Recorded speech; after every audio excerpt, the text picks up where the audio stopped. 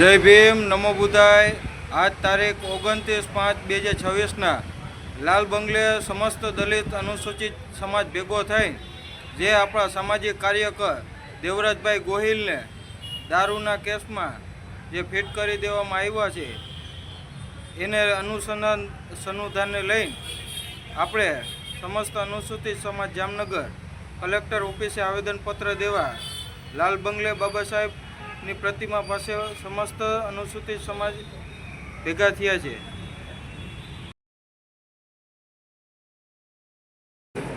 જામનગર જિલ્લા તાલુકાનું ખીમરાણા ગામ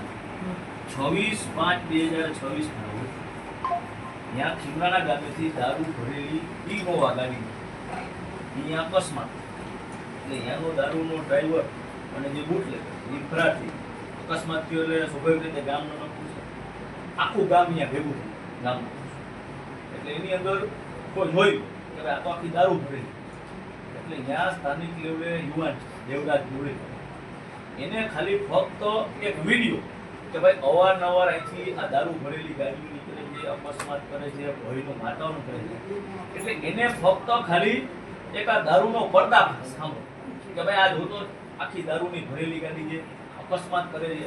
એ વિડીયો એને ફક્ત ખાલી વાયરલ કર્યો। એ બીજા કોકે બને એને તો ખાલી બતાવ્યું કે આ દારૂ ભરેલી ગાડી છે, અવારનવાર અહીંયા ઘણાગરથી નીકળી છે, વિસ્તારમાં નીકળી છે અને 500 થી 700 માણસનું આખું ટોળું આખું ગ્રામજન હાજર।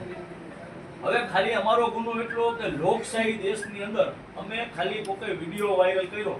એ અમારો ગુનો, અમારા ઉપર લૂંટની ગુનો, ગામ આખું હાજર છે, પોલીસ હાજર છે અને એમ અમારા બહુ ગુનો તમે જે દારૂ છે ને એ લૂંટો। હવે ગામની હાજર પોલીસ અહીંયા આવી ગઈ છે, અમે પોલીસને ફોન કર્યો એટલે પોલીસ જ્યાં હોય અમે 100 ફોન કરી કે ભાઈ અહીંયા અકસ્માત થયો છે ને આખું દારૂ ભરેલું છે, પોલીસની હાજરી હોય, આખું ગામ હાજર હોય અને એની અંદર અમે અહીંયા દારૂની લૂંટ કરી છે, એક પણ પોલીસની આમાં અડ્યા નથી તો કે ભાઈ તારી કોણી લઈ ગઈ। હું લોયર છું 309(6) કે જેના આગળ મોતની આજીવન કેદની સજાની જોગવાઈ આવા ગંભીર ગુનાની અંદર આને ફિટ કરીને જે આશાસ્પદ યુવાન છે। બીજું એના જામજોધપુર તાલુકાના મોટી કોકમાં અગાઉ એક દારૂની રેડ થઈ અને એને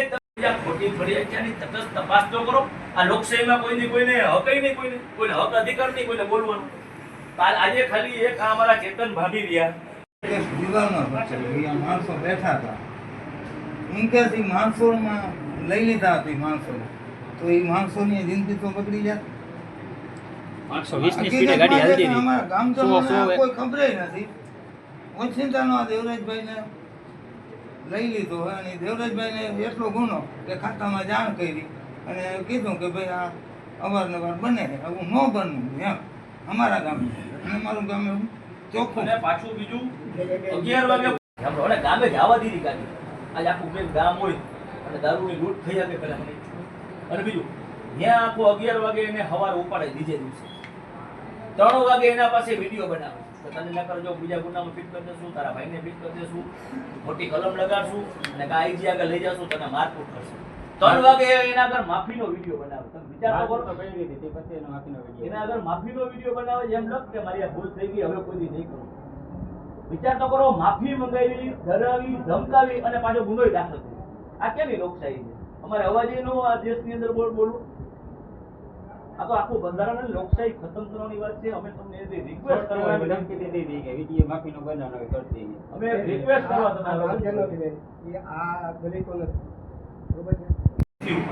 પરંતુ જો આવી રીતે પોલીસ અમને દબાવવાની કોશિશ કરશે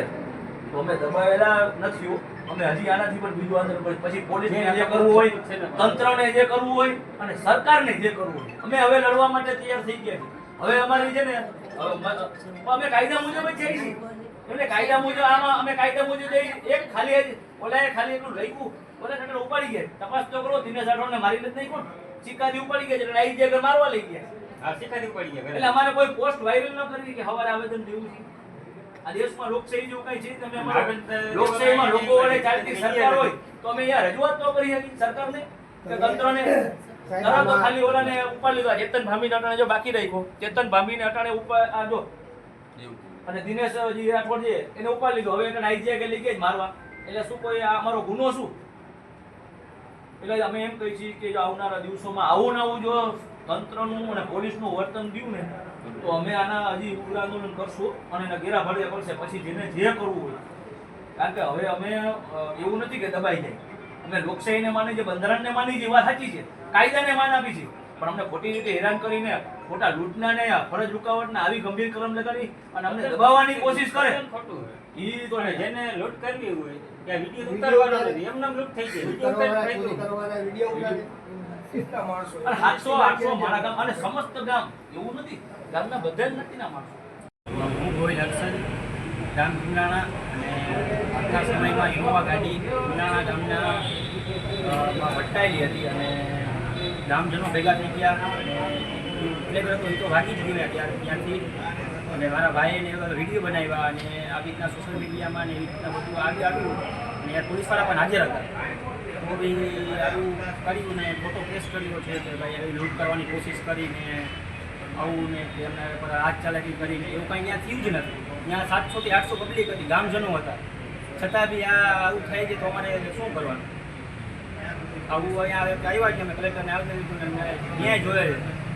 છે કે અવારનવાર આવું થાય પછી કોણ એમ